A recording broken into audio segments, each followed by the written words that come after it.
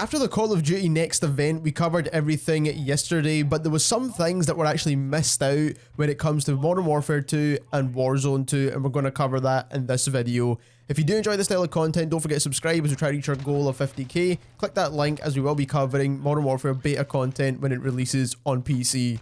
So this video is actually inspired by some patch notes that were released yesterday, which I will show on screen. And the main change that we did actually see, which is also throughout the gameplay that was shown in the Call of Duty Next event and yesterday, is that a lot of content creators actually got a chance to play hands-on with Warzone 2.0.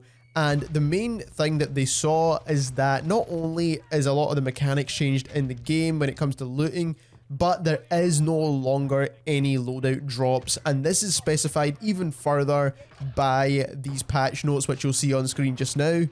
So firstly, squad buybacks are always going to be available still in Warzone 2.0, and this is one of the main mechanics when it comes to Warzone and makes it more fun to play than any other battle royale, is that you don't need to wait and just see your teammates play out the rest of the game. When you die, you still have a chance of coming back if your teammates are good enough to get you back into the game. Also, you do still have the gulag mechanic, which has changed, and we did cover that in yesterday's video, so if you do want to check that out, it's now 2v2 instead of 1v1.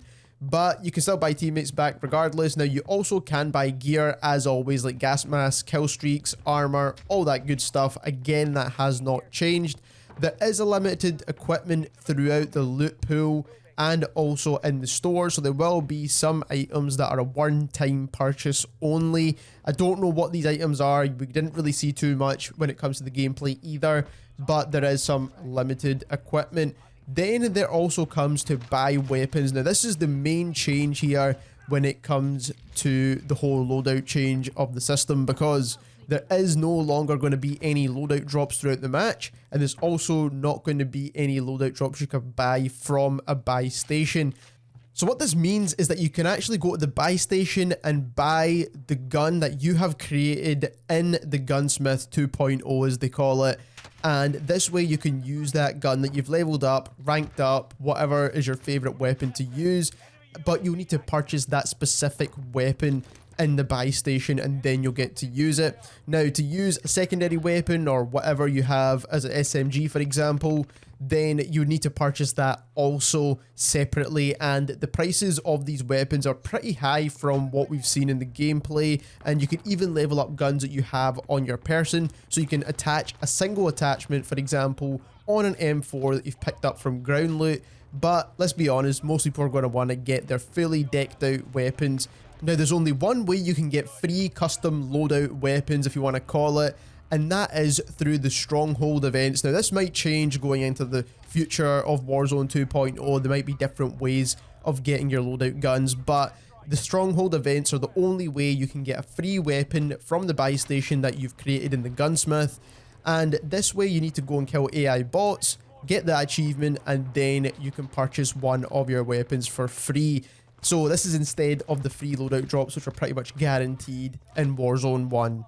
Now, personally, I don't think this system is a bad idea. I do think it's very similar to buying loadouts anyway. You're still needing to loot up, grab cash, and then go and buy your guns. It's kind of the same scenario. It's just that you don't get a full loadout with perks and tacticals and lethals. They did mention that tacticals and lethals will be more common in ground loot anyway, so that is something you don't need to worry too much about. The only difference here is that perks will not be available inside Warzone 2.0 at launch. Now, they did specify at launch, so this could change again going into the future of Warzone. But I think this is actually a good change as well, because a lot of perks are broken, and trying to balance them is pretty difficult, and if everyone's got no perks, it's fair regardless. And the main thing people do want is their weapons, so hopefully that stays the same. Or, in my opinion, what I think they're going to do is make all the perks also ground loot, like they have been doing inside Warzone 1 at the moment, which has actually worked very successfully. The next thing I want to quickly talk about is the new DMZ Game Mode, which is actually going to release, from what they say, alongside Warzone 2.0 as a separate game mode, but it will be part of Warzone 2.0 and it will be free to play. Now, this is great news because free to play means everyone gets to play this new game mode. And obviously it kind of does make sense because not only is it going to be similar to Escape from Tarkov, which is very similar to Battle Royale, so it's not too different to the way Battle Royales play, it will also be played on the new map, so obviously this makes sense. Now my only main issue with this is that they haven't talked too much about DMZ in any of the trailers or any of the events. They've kind of kept this one a secret, and I don't really know why, because this is probably the one people want a bit more information about, because it's going to be the only other free-to-play mode alongside Battle Royale for Warzone 2.0.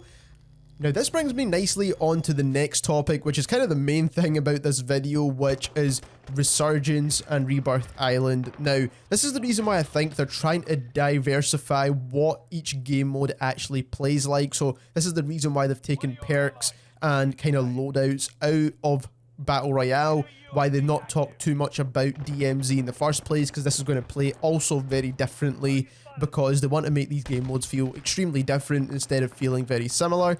And this is why they haven't mentioned anything about Rebirth and Resurgence. Now, if we're talking about Rebirth and Resurgence, it's the most popular game mode when it comes to Warzone 1, so that's something that they need to consider, because if they don't bring this back, I think a lot of people are going to be pretty pissed off. Secondly, I do think they understand what Resurgence and Rebirth is for Warzone, which is a hybrid between TDM and multiplayer and Battle Royale kind of mixed together, and it's why it's been so popular, because it's a fast-paced version of Battle Royale, and it's something that was completely brand new as an idea. It's not something any other game's done before, and not to mention, it's super popular when it comes to players of Warzone. Now, having said all that, do I think they're going to miss out Rebirth out of Warzone 2.0? Now, I don't think so. They'll be very silly to do that, because like I said, it's the most popular game mode, and if DMZ is not that popular, then people are going to definitely want Rebirth Island or Resurgence back in the game to some extent. Now, the reason why I don't think it's going to drop at release is, first of all, it requires a brand new map, and they've only just developed the new map for Warzone 2.0 Battle Royale, which is obviously going to be shared with DMZ as well, which is why those are releasing at the same time. So they will be working on a new map, which is obviously going to be huge content, and they're going to drop this later on down the line, maybe half a year from now or so, to keep the game fresh, give it some extra eyeballs when it's dying down a little bit and the hype's kind of gone, just to bring the hype back into the game. And obviously Resurgence will do that for Warzone, because it's been holding the game together for such a long time. And then on top of that, I do think they're obviously thinking of ideas of how to keep the game fresh, like they've done with Battle Royale, and maybe that 3-circle idea that they had to split up the circles at the end of the match and then bring them together again. They're going to think about how to make this game a bit more fast-paced, similar to what we're used to when it comes to Resurgence and Warzone 1.0, but obviously improve on it and make it a bit different, so that is not exactly the same game mode. Now, this is where I do think loadouts could potentially be coming back into Warzone, is on Rebirth Island, because having perks, having loadouts, all that good stuff is what makes Rebirth Island fast-paced, and I think they're going to keep that inside Rebirth Island. And this is why there's still a gunsmith system, this is why there's all this stuff still inside Warzone, is because they are looking into the future of Rebirth Island. They may well bring back loadouts to make this game mode a bit more fast-paced, and then you'll still be able to use perks as you normally would inside Rebirth 1.0, if you want to call it, but now it would be inside Rebirth 2.0 with whatever slight changes they make in the future as well. So there we have it. Those are my thoughts on everything that is currently missing from Warzone 2.0.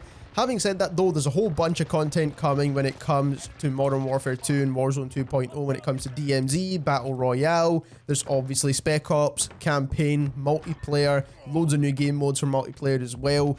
And I do definitely think Resurgence will be returning as well in the future. So that's a whole bunch of stuff that you're getting in this game, and I do think it's a pretty good deal when it comes to being a Call of Duty player right now. If you enjoyed this video, don't forget to subscribe as we try to reach our goal of 50k, and thank you very much for watching.